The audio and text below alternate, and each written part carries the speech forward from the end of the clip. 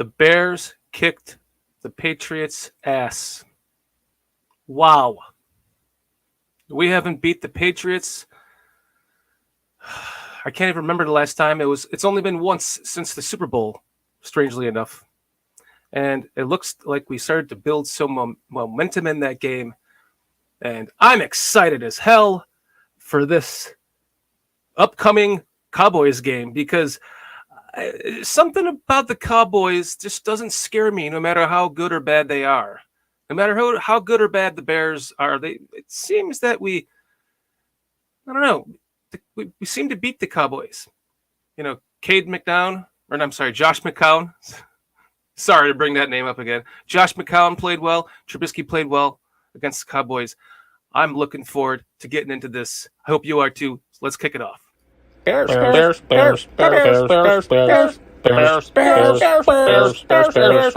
Podcast. Welcome to Bears Country Podcast. This is the segment that we like to call the Lowdown with Lynn Hayden. She's an awesome young lady that used to live the town right next to me my entire life. And now here we are doing a podcast together from different parts of the country. Let's bring on Lynn Hayden.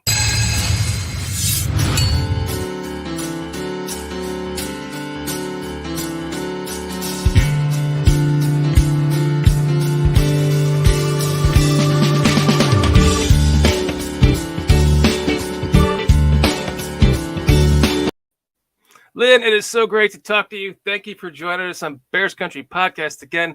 I am so excited to hear your take on this awesome win from the Patriots against the Patriots. First of all, Dan, I got to say thank you for calling me a young lady. I appreciate that. I need that. What a freaking game. I mean, this was more than I even expected. I mean, I would have taken it, the score, even if it was closer, but what we saw was what we've been looking for all season, improvement. And boy, did all three aspects of that game show up, including the coaching staff.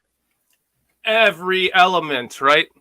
If only we had a kickoff return or a punt return for a touchdown, it would have been. That's about the only thing we were lacking in that game because they made very few mistakes. They were just on point.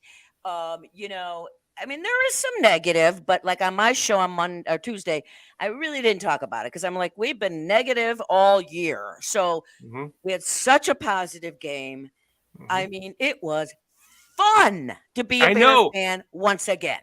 And whenever I see the Patriots on the schedule, I always go, Yes, because they're hard to beat at home, no matter what Patriot team is getting on the field. They're not the Patriots of old. We know that, but Bill Belichick is Bill Belichick, and he's at home. So it was sweet to do it in their backyard. And in a game where if he would have beaten the Bears, he would have overtaken George Halas himself for second place. I mean, he's going to do it, but it's so nice to not see it happen against the Bears. That was, and I was really hoping that Coach Flus talked about that and got the Bears pumped. Like, don't make it be our game. We know it's going to happen next week, the week after, but not against the Bears. Come on. What's the first thing that you thought when you heard that? Didn't you just think, is just, we're being set up for failure? I thought it was going to be a lopsided game the other way around when I heard that. I was like, Monday night, Bill Belichick is going to, go in second place. We don't stand a chance. But boy, oh boy, that was not the case. I mean, New England did not know what hit them on Monday night. They didn't. They tried to have an answer for it by putting Zappy in. Yeah. And bada boom, bada bing, bada boom, bada bing, touchdown. Now you're like, oh, Jesus, here we go. Couldn't you just have waited a little bit longer, Bill? You got to put him in now. And I kind of thought about you when that happened. My mind went to what you and I talked about last week, and I thought, oh boy, Dan's going, here we go again. But you know what, Dan? Honestly, I wasn't really that worried because the first one, it was a great throw, great catch, but there was blown coverage by either Jalen Johnson, or Eddie. We're not sure, Jackson, which one did. So that one, the second one now, I was like, ooh, uh-oh. That's when I got a teeny bit worried, you know? Yeah, I was getting a little bit worried there. And then Yeah. just like they seem to do, this But defense, it bends, but it doesn't break. And then it just holds stiff in the second half. they didn't score. They didn't score a point in the second half, and they had so many 3 and outs in that second half. It was, I mean, the Bears had 11 possessions. They scored 9 out of the 11 possessions. I mean, who is this team? I mean, I did think that for a minute. Wait a minute. Am I really? Lynn, this is exactly what I thought was going to happen. Yes. I mean, I predicted an 11-6 season. I know it's still possible. It's still possible. I don't know, honey pie, but it's only 2 more losses. Come on. But I thought that we'd be able to. I kind of thought some of the opposite would happen. I thought we would leap out of the gate because we would face the Niners and the Packers, who hadn't had any game film on our new coaching staff, our schemes, how we do things, and we would be able to get San Fran at home like we did, and that was a good game. I was there. Then I thought in Green Bay we're going to beat them because that's the best time to have the Green Bay Packers is in Green Bay in the middle of this or the beginning of the season when it's still warm, everything's still kind of new. They haven't got their They rolling. actually should have won that game. And I thought. Actually, this is one of the games I had that I thought we were going to lose this game, in my 11-6 record prediction, and we won it. Definitely. So there's 2 games that we have lost in my actually, I had the Vikings kind of iffy, but I thought we would have beaten the Giants. And actually, they were kind of iffy too, but I thought the Packers definitely, and I thought there was a chance to go 4-0, possibly 3-1, and here we are. Kind of the script's getting flipped on what I thought schedule wise as far as wins and losses. We beat the Patriots, and the Cowboys are a team that I don't know, somehow we just seem to play well against them. And I almost wish this was in prime time, I do. I wish this game was in prime time. You know what? I'm not worried. I mean, Dak's back. Although I heard Ezekiel Elliott's out. He hurt his knee. Yeah, he didn't. Injury report says he did not participate. He has a knee injury. So that's a good sign. Even he himself said he doesn't know if he can play on it. Right, and their backup Pollock's pretty good because I looked at I didn't have the stats in front of me. They're downstairs, but Pollock is only like maybe 80, 90 yards behind Zico. So Elliott. So, and I'm not overly afraid of Dak because he's back, but that defense is very good. They've got 27 sacks. Ooh, that's that kid. I know. And Justin has been how many? 23 times? I can't remember. No, quite a bit. He might be close to 27 sacks. So I'm a little worried about that. But regardless, if they play, so I have my threes. Penalties, 5 or less, time of possession, turnovers. If you win those 3, you're in the game or you're going to win it. They won all 3 this week. Yep. The first time this year they did. They didn't do that in the 49ers game. They won 2 out of the 3, but they won all 3 and handily. I mean, 4 turnovers. It was, and my 2 favorites, as we've talked about on this show, is the rookies in the backfield. I mean, 9 Brisker and 6 Gordon, going to be with the Bears for a while. I'm telling you, we are going to have in the next few years a very good backfield. I mean, Brisker. I know you want to talk about that interception about Brisker. Oh, I do. I somehow screwed up the loading of that video, and I can't find it. Well, but anybody watch the game ain't going to forget it. I mean, not only did he go up and make a fantastic tip, he tips it back to himself. I mean, that's essentially what he did, and it was. He didn't even really tip it, though. You talking about the Jaquan Brisker interception? Yeah, when he got it to himself, he hit it, and then he kind of like tipped it back to himself. Did he? I thought he snagged it with one hand. Damn it! I had the video. He I was went trying up to. and got it, and then had to get it again. I mean, it was The best part about that was oh, there it is. Oh, I did have it. But here, let's watch it replay. okay. The best part about this is that after there was a play where, if you remember, Mac Jones was running the ball and then he slid and he kicked. If you look at the video, that's the one so I have the Brisker video, Lynn. I thought I messed that one up. I don't have the other one where it shows him kicking him in the balls. But when he slid, he deliberately kicked him in the balls. I know. Fucking deliberately kicked him in the balls. Should have been a penalty for that, but and this is 3 plays later. This happens. He gets this. This is it's such a beautiful one-handed interception. Oh yeah, he just snagged it and then grabbed it right into his. And just had both hands after that. But I will. I almost wet my pants. I mean, I was so excited.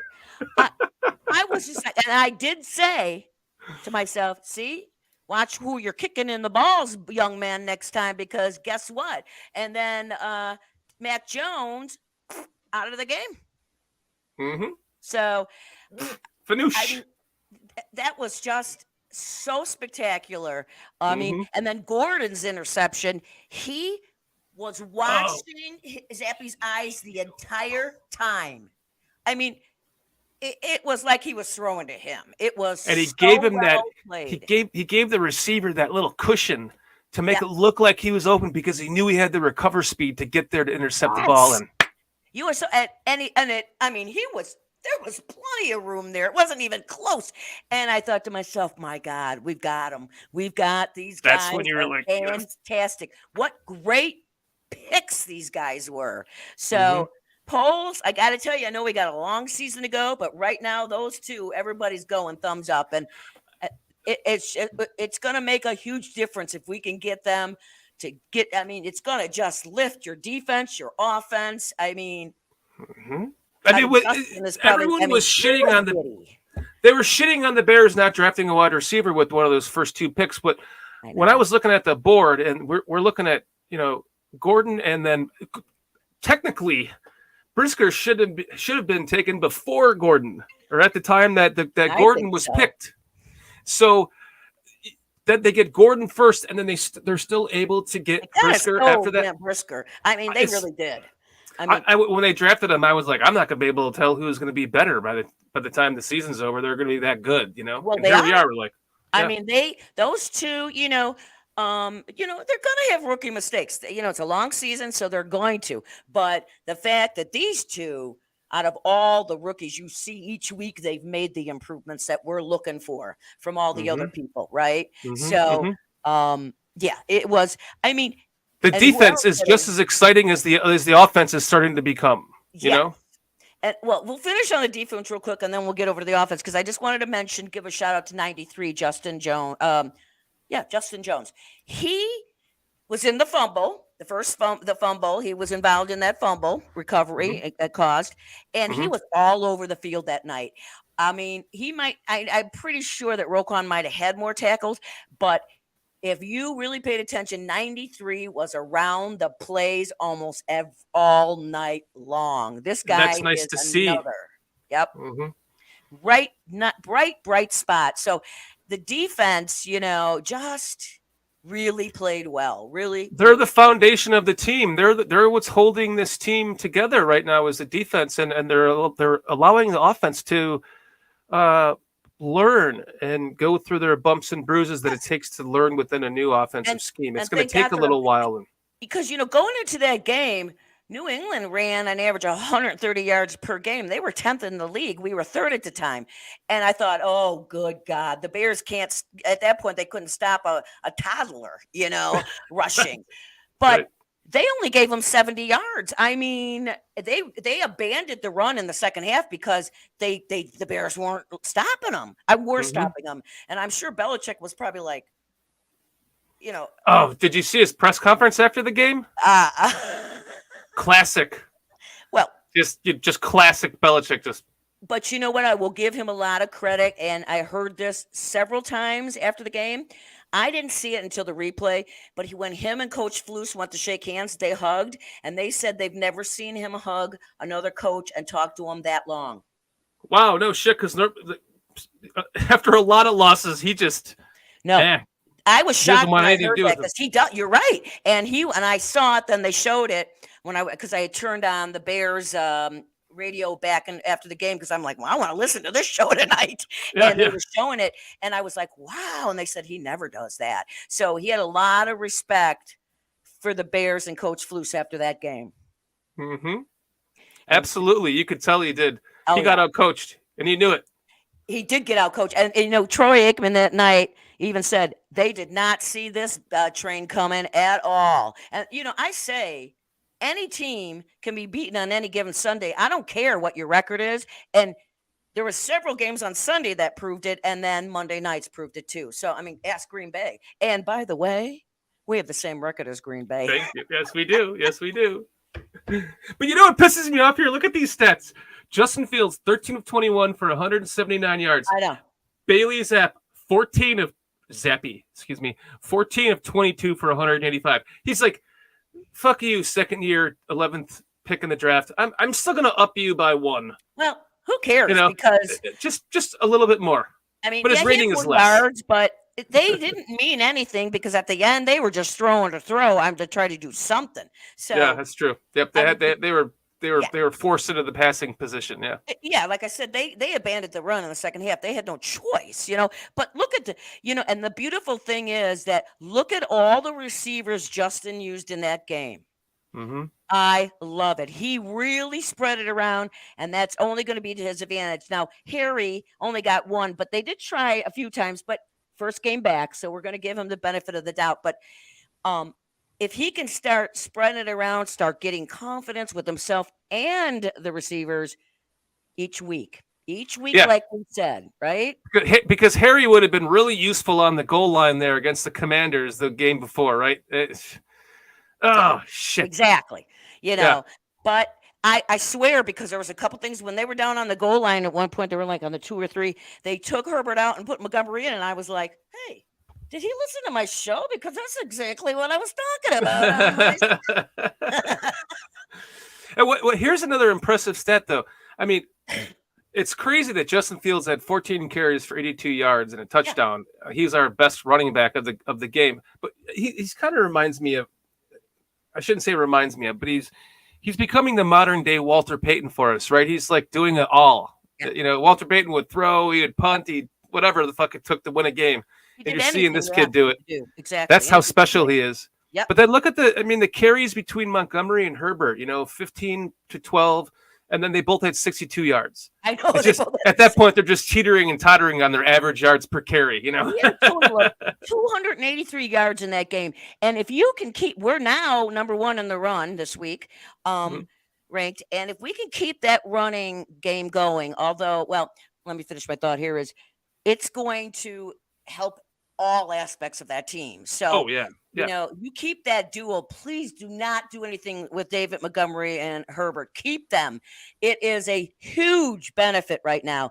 But the only thing I loved, they put plays in, and Fields had a lot of options to run if he wanted to. He took them. I just don't want him to get used to that. I want him. He did get 179 yards, so I'm very happy with that progress, what we saw. It's up. So I'm not negative at all. It's just that I just don't want him to rely on that. We want a quarterback that's going to throw more at the end than run. But the fact that he can do it, because I just don't want him taking a beating. That is really all I'm worried about, Me either. I liked how they used the designed runs for him in this game because it was schemed. It was needed. But don't make it an every game thing. We don't want to get him murdered. He's already been getting hit like a nail, right? Like we said. A nail on the head with a hammer. Right. Yeah. So it's just the kid's tough as hell too, by the way. He really and he goes along with that saying I just says he's tough as nails because he's getting hit like a freaking nail. He really is. And you know what? He's gonna this game had to have been a huge boost for him. Confidence wise, everything. And I'm sure the coaches were just like, a few times I saw like 2 of the 4 sacks 2 were on him. Hands down were on him.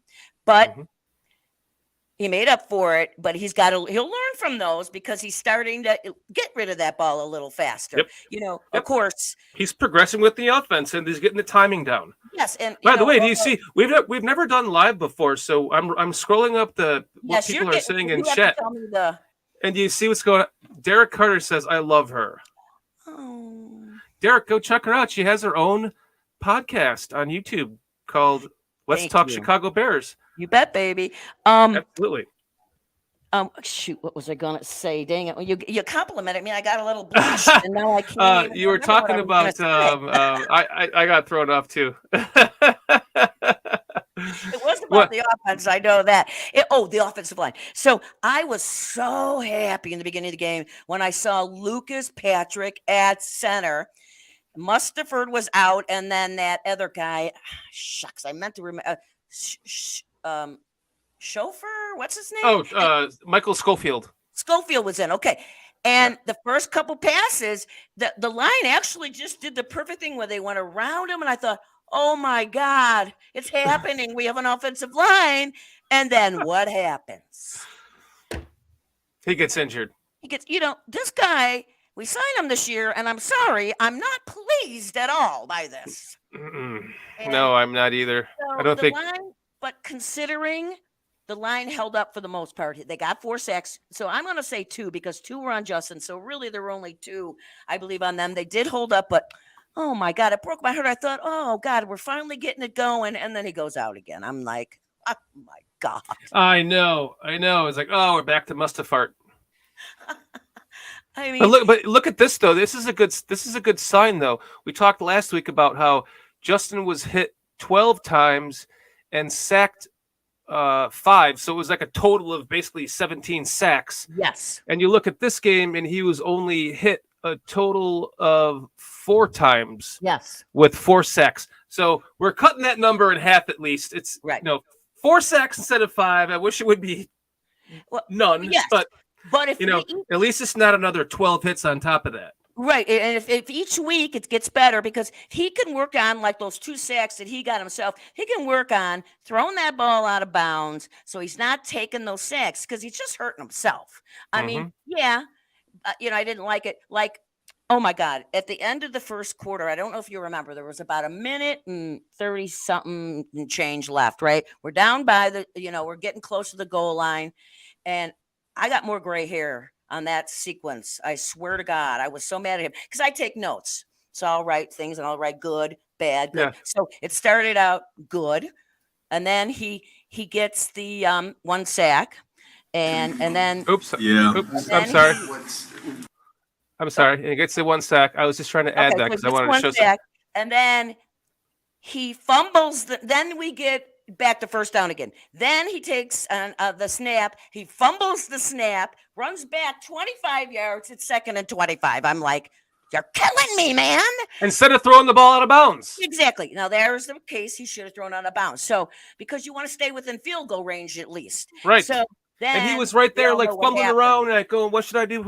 I know. And I'm going, "Throw the ball!" And my hair's on fire, going, "Throw the ball out of bounds!" My hair, I can feel it getting whiter. I'm like, "Oh my God!" So, but then he threw the nice pass to Montgomery, and then Herbert went in for the touchdown. So, or was it Montgomery? I can't. Was that the Montgomery one? Doesn't matter. We got a touchdown, and it was all. No, we did not. I take that back. We got a field goal. I'm getting them mixed up. Yeah, that was a field goal. Yeah. We got 3 touchdowns, and the rest were field goals. I know some people still the negative Nellies out there, and I'm like, listen, they touched it 11 times and scored 9. I'll take that every damn week.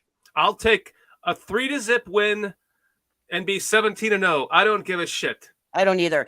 And then Santos, the offense is starting to come to life, though. I mean, yes, like you said, Santos. Oh, what a breath of fresh air, right? Yeah. And he's player of the week this week too, by the way. Yeah. I mean, imagine last week if the Bears would have scored on all the possession. I called a 28-13 Bears win. Washington game. Yeah, if the Bears would have scored on all those 3 possessions within the red zone, my score would have been off by 1 point. It would have been 28-12. Right. And it should have been. It should have been. I mean, they're moving the ball. They're getting the ball down the field. They just haven't been like finishing. And it took. We're not talking about just the last game, and not the we're talking not just the Commanders game, and before many games before that too. The Packers game had a problem finishing. The Vikings game. Yes. It's just, and if they can start to turn that corner now, like they did against the Patriots, a team that everyone is, is well respected, that who knows the confidence level that's going to build for this team. It's going to be, it has to be. But one thing I heard, which I thought was awesome, is I talked about it the other day on my show. During the mini bye, Coach Flus sat down with all 53 players and I had a one-on-one with them. And his coaches worked overtime. He worked them. And clearly it worked. Especially, Luke, I don't get it. Look at him. He actually had plays down by the goal line that worked. I have to tell you, when you said that last week, when you said, I like to call him Luke, I don't get it. That just went, zoom! And then I re-listened to the podcast. Somebody else wrote in our chat that in our comments said they do the same thing. Yeah, it's like I like to call him Luke doesn't get it instead of Luke getsy. I love it. But he got it, right? He got it last game. You were talking about Coach Eberflus, and you kind of segued into a little clip that I have here. I want to show a little clip here from the press conference that he had the other day. Cool. For a long time had the buy-in of your whole locker room, but after a win like that, seeing like your principles play out, does it give you an energy that is a little different, or do things feel different around the team? Yeah, I mean, I would just say that when you have success, you have to handle that a certain way. When you have adversity, you have to handle that a certain way. And I think when you become a mature competitor, you have the ability to handle them almost one and the same. So certainly when you win, there's all this other stuff going on, but there's distractions in that. When you win, there's a lot of so-called hype for a victory or two victories or three victories, whatever that might be. When you're in the middle of a season, I think that you have to keep everything in perspective.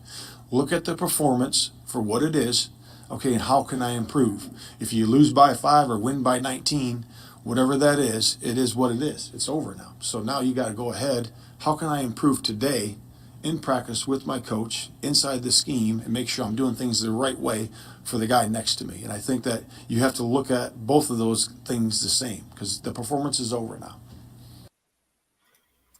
I mean, that's what I want to hear out of my head coach.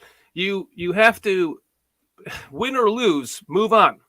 And it's almost like, it almost makes when you think about it, doesn't it almost like make the game sad in a way? Could you imagine being a player?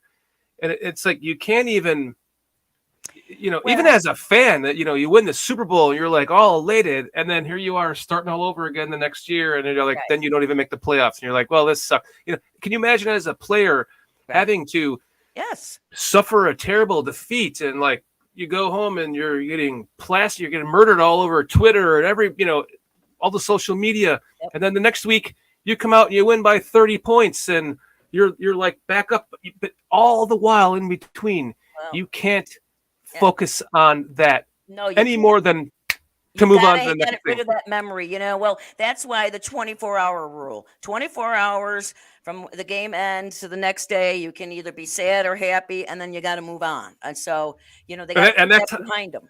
That's how the freaking season ends up going by so quick. We're going into week 8, Lynn.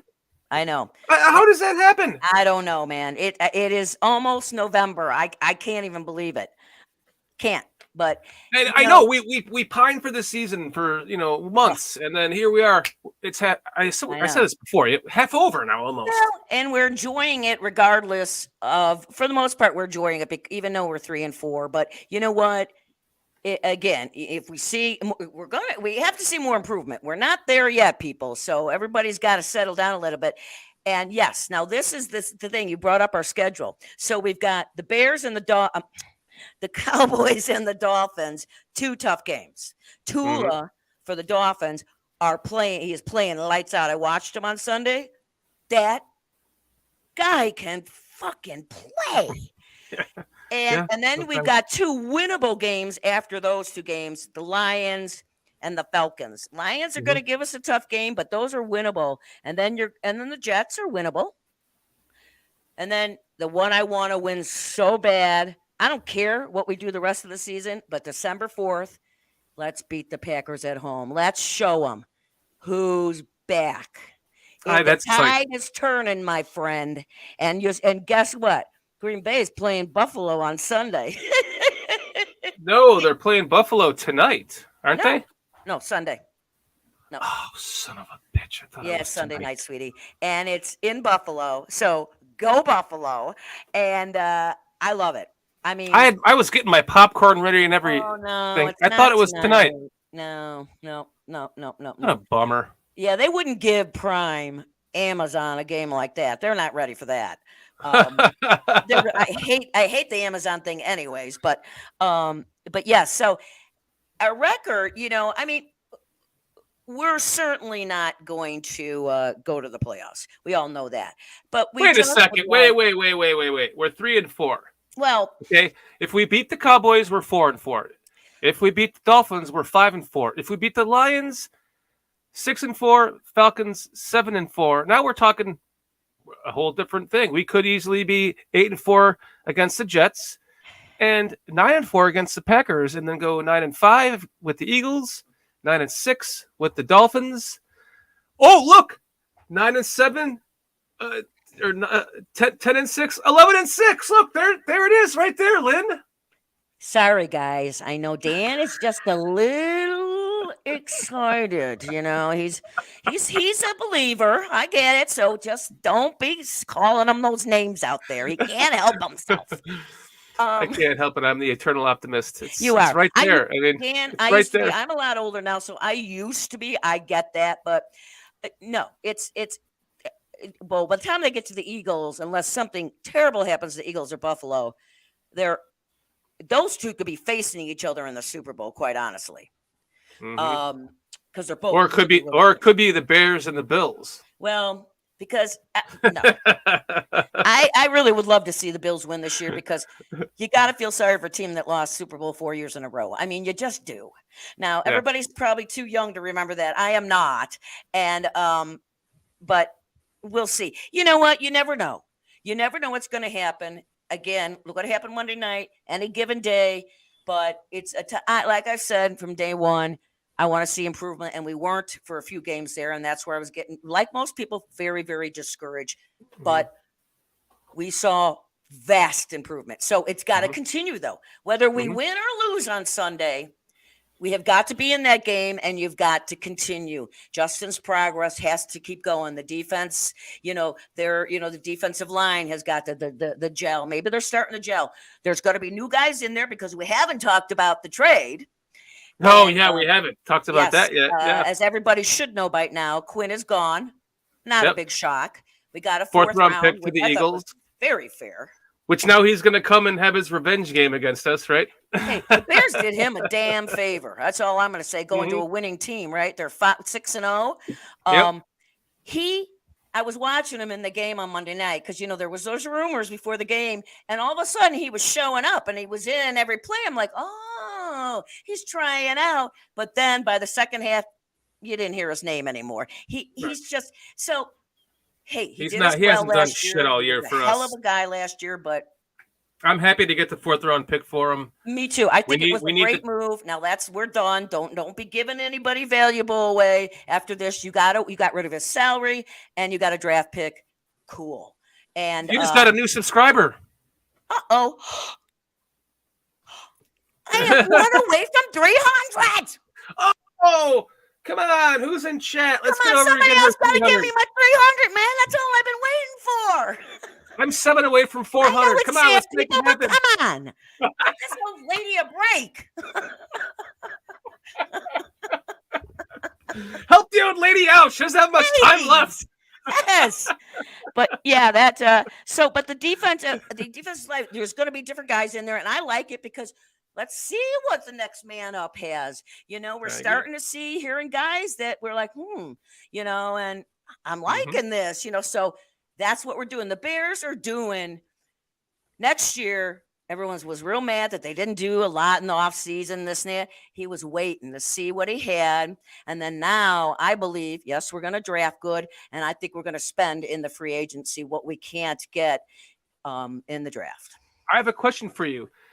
based on where we're going here, we have until Tuesday for the trade deadline. Do you think it's possible that they might move Roquan because they can't? They don't think they're going to be able to sign him in the offseason. And the reason why I asked you this question is I apologize for earlier when I pulled up the stream. I was trying to add it as she was talking, and it immediately just starts playing it. But don't worry about it. I want you to watch the press conference of I know Roquan which one Smith. you're bringing up. I've seen it. Yep. Specifically, I'm not going to play the whole thing, but I just want to show you the point where you can almost see on his face where he's like, "Fuck this team, I'm out of here after this year." And if that's the case, I say trade him. So let's just watch this. His time here and what he was man, yeah, man, sucks. Yeah, like, yeah. It's coming up. It's coming up. right there. He's like, fuck this team. For a second. Yeah, I'm going to take a second for a second. Fuck this team. I'm not coming back to this team. I'm not coming back to this team. I'd almost say trade him. Fuck it. I wouldn't look like it at that if I were Roquan. I'd be looking at like, okay, they're going to get another draft pick. Hopefully somebody else that can help me out. He knows they're in a rebuild. He sees all these young guys. It's just a matter of, does he want to be a part of the next generation of playoffs with the Chicago Bears and a Super Bowl, ultimately a Super Bowl win? That's really what it depends on. Now, he's not going to stop playing for sure if he's with the Bears because he's auditioning, right? But I like him, and he's been really playing well. If they traded him, they'd have to get. Oh, they'd be fucked this season if they traded him. But if you can get a first-round pick next year with what he's saying. I don't know. I mean, settle for nothing less than at least a first-round pick. Yeah. So, and I'm not saying they should. I'm just bringing up the argument for it. You know. But Lynn, you have got some fans in here. People want to know what your podcast is called again. Oh, I'll tell you. It's on YouTube, but it doesn't really matter. You can find me. They're all the same. It's called Let's Talk Chicago Bears. But when you're going to look it up, though, it's under Lynn Hayden. Yeah. Lynn Hayden. Yes. So but if you just put in "Let's Talk Chicago Bears," you're going to find me. Yes. And I've been doing it for 3 years now, so I'm not a rookie at this. Daniel here this is his first season, so I'm helping break him in. But he's doing just fine on his own. So he has a lot of other podcasts. So you check him out. He's very good too. But Dan and I, we're, like he said in the beginning of the show, we're on, we both from Illinois, born, raised there. But now we're on the other side of the country. We're 3 hours apart in time zones. So, Derek, in case you missed it, we grew up in northern Illinois, Lake County. Yep. Our towns touched each other. Yes. And for 30 plus years. And then I moved out of Illinois, and I grew up there. She grew up there. She moved out of Illinois. She went to Vegas. I went to Colorado and now Georgia. And her feed just came up one day. I'm like, I have got to talk to this woman. And then we find out we used to be neighbors. And in fact, I used to make her, Lynn, I used to make you one of these. I know, at Sammy's. Yes. Best beef place in Illinois, people. Sammy's. Yeah, well, it used to be when I worked there, but it's gone to shit now. Yes, he probably waited on me and my husband and my son for sure. I guarantee you, I ran that place for about 5 years I'm sure of it. Because we would go, 80s into the 90s. Out, but a lot of times we ate there, actually. We would go in and just chill out. We'd be out for a Saturday doing something. And it's like, Sammy's? My husband loved their fries at that particular Sammy's. And so. Yeah. How we used to hand cut them and they were so good. But blanch them and fry them. Obviously it was meant to be. Dude, you're right. It was. It was. I can't agree more. Serendipitously we're having a good time, but So we know how good Monday was. Now we got to do Sunday. You have a very positive, good feeling going in here.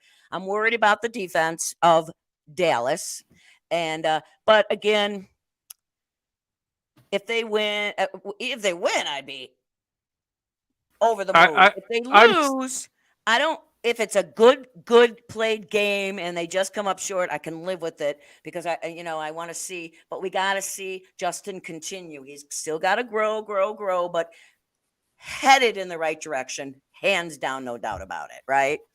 Mhm. And I do want to give out. I'm sure people who are watching the game remember, but on the 4 interceptions, we got to give them the shout outs because they deserve it. So Justin Jones, number 93, was involved in the fumble, the first one. And number 9, Brisker, was involved in the second one, interception. Great. He got that one all on his own. I mean, no help from. Well, that was the third one, wasn't it? Because wasn't Brisker the second? Brisker was in the. Brisker was still when Mac Jones was in the game. Brisker was second. Yeah, that's what I said. Yeah. Oh, I'm sorry. Oh, did I? Maybe I didn't. And then you got Roquan Smith, who got the tip. There was a tip ball. He took that interception. And then to end it out, number 6, Gordon, who very awesome, because to me, the fact that he was watching that quarterback's eyes and he knew where it was going. So shout out to those 4 guys. Huge difference. And now that they got a taste of it, let's keep going. Yes, and I'm terrified of the pass rusher on the Cowboys. Oh man, that kid is so good. I know I'm drawing a blank too. Somebody help me out here. Jesus Christ. know his name. I'll wake up in the middle of the night and it'll pop up in my head. I know it. Yeah, I know his name too. Somebody will come up. Cliff, help me out here in chat. Derek, somebody, what's his name on the Cowboys? For Christ's sake. Somebody's got to know it. He's a generational talent. I mean, he is. And he's going to be spectacular for a long time. So, yeah, the Bears are going to Micah Parsons. Thank you. Micah Parsons. Yes. They're going to have their hands full for sure, that offensive line. So there's no doubt I'm considerably worried. And Justin. Considerably worried. I am. And Justin, honey, it's not going to be New England. That's all I'm saying, so it's going to be a different game, but we'll see, what. And Patrick's out now. They're talking about putting him on injured reserve, and Larry Borum has a concussion, so he's in concussion protocol. I don't know if he's going to play this game. He did not participate either. So we're looking at what's the right tackle position then. It's Riley Reef probably, and then you're looking at Mustafart. It's what it's called is 10 sacks for Justin is what it's called. But you know what I did some research because I was like, my memory pickled. It's old. But I was sure that they drafted a center. So I looked into it. And in fact, they did. And a lot of people forgot about this guy. His name was Doug Kramer. And he got hurt and he's been on IR. And I'm like, he's from Illinois. And I'm like, oh, there's the guy that I thought we drafted. So just think if that guy could have stayed healthy, Oh, yeah. He's out for the season, too. Yeah. So, I mean, I don't know. But it shows you how important, though, that the center and or the offensive line. And I think it's going to be a big problem this week. I'm sorry. I really, really I'm a little worried about it, too. Yeah. I don't think it's going to be. So everybody's, enjoy it. This beautiful win, and we're going to coming down to reality on Sunday. But you know what? If the Bears just put their heads down and play error-free football, they could have a real good chance to be in this game, and that's really what we want at the end of the day, right? Yep. So, and King Pookie Nation, I'll see you next Saturday as well, my friend. Thanks for supporting us at Bears Country Podcast. Yeah. We're going to be we're also part of the Barroom Network, where we do a Monday night podcast. At 8 p.m. Eastern time on the Barroom Network, and the Barroom is hosting a event at, I forgot what it's called, Kings or something. My apologies, but it's going to be next Saturday, is and it in everyone Chicago? It's going to be near O'Hare-ish, and there's a big event. It's food and bowling and all that kind of stuff. Wow. It's going to be a lot of fun. So, King Pookie Nation, it'll be nice to see you there next Saturday as well. Well, now wait a minute, Dan. Did my invitation get lost in the mail? No, this is for the Barroom Network. I'm just messing with you, man. I'll get you a ticket. You want to come in? It's actually, there's no ticket. It's free. No. Yeah, no. You're invited. Come on out. No, I appreciate that. No, my travel plans are set for the rest of the year. I've traveled a lot this year. I can't afford anymore. I was just messing with you. But there is one thing I do want to say, Dan, before we I don't know how much time we get, but somebody last week in our comments asked a question to me, and I don't know if you saw it. And the initials are TB. And I don't know if that's somebody you know or just a random person. And they said, what are Lynn's top 5 Chicago Bears? Not best Chicago Bears necessarily, but her 5 favorite. Okay. Now, me and Dan are doing this show one day late. Usually we do it Wednesdays. We just couldn't make it yesterday. We were just too overjoyed for Monday, so we couldn't get our shit together to do it. Yeah, we had to have that 3-day lapse. That's right. So we did it tonight. So I wasn't sure if we'd be on tonight. So I answered it in the comments, but I will say it to everybody now. So this one of our watchers asked me what my 5 favorite players are of all time. Now, some people are gonna go, what? But again, it's Lynns. Okay. I would love to hear this. Yes. I'm gonna have a sip of a drink to number this. 1, hands down, it's got to be Walter Payton, number 1. And the rest of the order doesn't matter. But Walter is number 1. I mean, I didn't have to think about that one. Okay. Mm-hmm. The second one, Dick Butkus. I mean, I didn't start watching until 75, so I've only seen clips, but the things I've read so much about him. I mean, he was one mean fucker. I mean, he would bite people under the pile, and he was just you can't play like that anymore, football, but I know. Football. I know, man. Oh man. And he made you fear. Oh, they feared him. Mm-hmm. And he's a great guy to boot. And still a huge Chicago fan. And he went to Illinois. Mm-hmm. Then my third, this is the one that some people will be like, they might not even remember this guy, but his name was Doug Planck. And he was number 46. Yep. He is a safety. And he played 75 to 82 or 83, and that was it. And he was okay. So we'd be watching the game. Of course, you can't do this anymore either. We'd be watching the games. I remember watching with my brother, and we'd be watching, and there'd be a big pile, and it's over. And then we're like, wait a minute. And then all of a sudden, 3 seconds later, boom, he'd come in and he'd jump on top of the pile. All the time he did that. But he was mean. And this is a cool thing that I didn't know this until I knew his number was 46, but I better I'll look that up. So I went on and read a little bit about him and see what he's doing.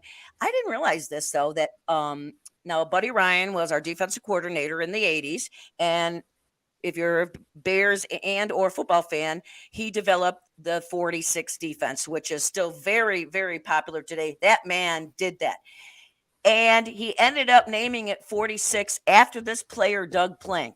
Mm-hmm. And that was his number because he said, because he played and was so mean and hard. He goes, so we named it after him. So that's my third pick, Doug Planck. Cliff Victoria said that too. Planck originator of the 46. Yes. And that's right. And he was just a joy to watch. I'm not kidding. He was always the last one on the pile. Then, of course, Charles Tillman. That's my Charles Tillman jersey right there. I mean, the backfield, I mean, he created the punch. He is the guy that started the punch, and he was fantastic. And he gave the Bears his all the whole time he was with the Bears, and he's a Hall of Famer to me. Human being. He's a Hall of Famer. He's a Hall of Famer to me. Yes, definitely. He should be. And he's a wonderful human being, which makes it. And he has come and talked to the Bears this season, as a matter of fact. I know. About punching out the balls. And then my last one, which a lot of people are probably out of any going to be, but I don't care. Matsui. Matsui was a fullback.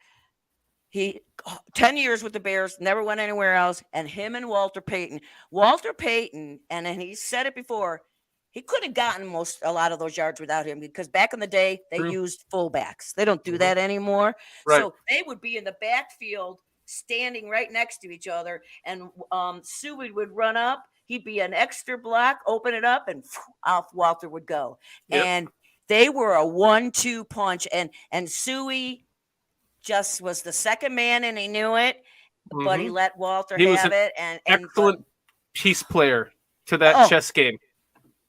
Fantastic, and very good friends with Walter. And to this day, he is still very, very close with Connie, the daughter, Brittany, and I can't think of the son's name. Jarrett.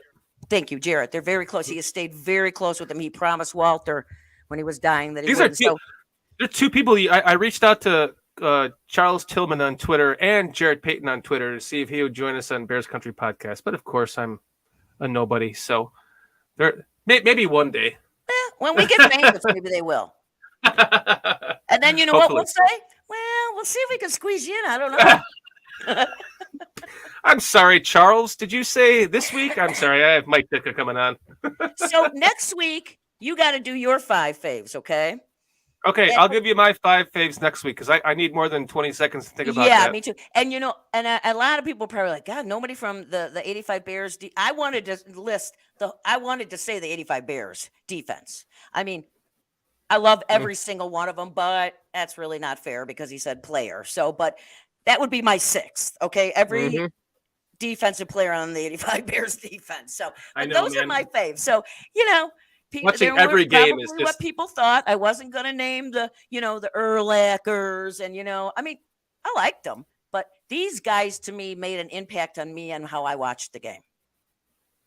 So, me too. And when you go back and watch that 85 defense, just terrorizing everyone, even the offense too. But just watching those games, it just brings you back to that time, right? I reminisced about it. And it's just a great season. I mean, I'm not a person that's living off of the 85. I mean, I'm not one. Don't get me wrong. If someone wants to talk about it, I will. But I'm not one of those people. There's neither. I'm kind of like I'm kind of sick of talking about 85 Bears in a way because I just want to talk about a new team. Yes, we want to change that. Right. In 2006, I was so confident that they were going to win the Super Bowl that year. I saved every single paper from both the Chicago Sun-Times and the Tribune to make like a collage for that season for when they won the Super Bowl, and they got all the way there and lost it. And I still have all the papers stacked up somewhere, getting old and brown, in a box somewhere. I'll keep those, I mean. But they lost it. It would have been. I was so confident that I literally saved both of every paper so I could do something like that. And then I got there and they lost. So I will tell you, Dan, and this is honest God truth. We've talked about this kind of stuff. The first play, what happens? Not Willie Gault. See, I'm thinking about the 85 Bears.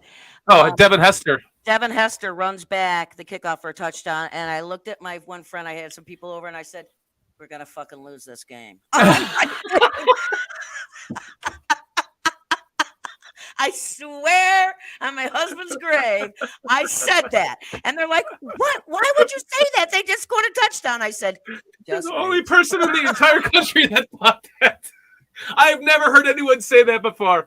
I'm not kidding. We're going to win this game. We got this now. I said, we're going to fucking lose it. And then that driving rainstorm did not happen. I mean, help. And then, of course, Cedric Benson and his poor little, my knee hurts. I can't go back in. And then we all know that Ron Rivera and Lovey had a fight at halftime. And, of course, Ron got fired after that game. So. And that was part of the decline of that team. Yep. That and when they had the chance to draft Aaron Rodgers and they drafted fucking Cedric Benson when they had Thomas Jones, and the guy, he was up for the Hall of Fame. He just didn't get inducted, but he was a finalist for it. I know. I mean, can you imagine if he played his entire career with the Bears and they just said, "Fuck you, Cedric Benson," the man who cried when they drafted him because he did not want to be a Chicago Bear. Bear, right. I know. I thought he was crying because he was so excited to be a Bear, and then I found out later that he. Sorry, this is post. I know he's passed. We shouldn't spell. Well, but it's still, it's like we'll talk about at the time. At the time, we also know they passed on Patrick Mahomes. Yeah, and they passed on Terry Kittle Bradshaw. too. Who? No, they lost a coin flip to Terry Bradshaw, That's but right. Kittle from San Francisco, they drafted Adam Shaheen instead of Kittle. Well, they don't get tight ends. Well, they do. When they finally get a fucking Greg Olsen, they go, let's trade him. Well, that was Mike Martz. He didn't I know. That's when he was our offensive coordinators, and he didn't like tight ends. He didn't use them. So, he's the one, Mike Martz in the offseason said that the Bears were going to win any games. You realize our leading receiver is Johnny Morris with like 5,000 something yards? Oh. If they would have not traded Greg Olsen and he would have had the same statistics that he ended up with in his career, he would be the leader of the Bears in the receiving category as a tight end by almost double. Probably. And so, I think he would have been I think he would have been happy if he had stayed in Illinois. I think he would have been very happy. But And he was good friends with Cutler. They had good chemistry. My only yes, problem with him is that and he that makes seemed a to huge fumble the ball. difference. Yeah, Yep. it was a huge difference because you need that chemistry. My wife and I talked about this the other day. Chemistry makes a big difference in a game. And that's why you're seeing Roquan Smith crying when they Well, get rid of Robert Quinn, because he's feeling that chemistry going, Right, exactly. Although Greg Olson is making a very, very good TV announcer, I must say. He really is good at it. So, because again, I watch a lot of.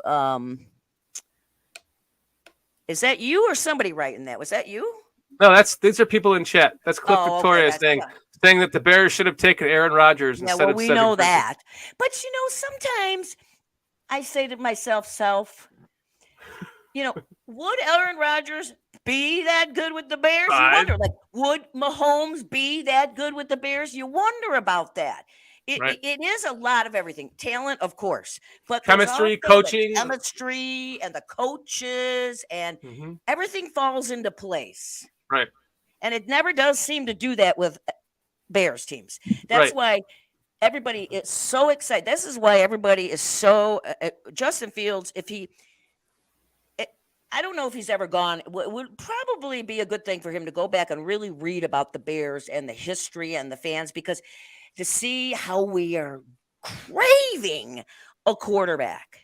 I mean, we had one for a minute in '85, and really he would have been a Hall of Famer if it wasn't for his injuries and his ignorance. And then we had one for a minute in Cutler. We kept going, 7-1 injury, 7-3 injury. We get to the NFC Championship against the fucking Packers, injury every year. Right. So this is the thing, Justin, if you're out there, and I know you're probably watching us. Of course you are. Just drink in the fact that if you could be a real, we're not asking for Tom Brady, although we'd like it, but we're not asking for that. We're just asking for a good, solid quarterback for 10 to 12 years and take us to the playoffs every year. Mm-hmm. I'm going a little step further. I don't want solid. I want a superstar. Well, I do too, but I've been a Bears fan a little bit longer you're than just, you. You're just hoping for the bare minimum, right? Right. Well, it's usually the best way to go, because then your heart doesn't hurt as much with it. I still have some hope. Right. Still have some hope that he could be he's going to be a superstar. Well, Lynn, we're going on an hour here. Oh, good. Yeah. You want to wrap it up with your what's your prediction for this game? Okay. Well, you know what? I'm not a big predictor. You know what? I only do that on your show. I don't do it on mine, which is Let's Talk Chicago Bears. Just thought I'd tell you that. I don't have a good feel for this game. I really don't think the Bears are going to win it, and I would love to eat crow on next Wednesday's show. So I'm going to say 21-14. 21-14 Cowboys. Although I should probably say 21-13, because Santos is going to get at least one field goal in there. So, say 21-13. So one touchdown. I know Santos, okay. He's very important here for our team. One touchdown for the Bears and one field goal. I'm going 24-17 Bears. Okay. And Bears fans, if you're watching this, believe me, I love them. That's why I don't usually predict, but, Dan's my friend. Because you don't like to predict against them.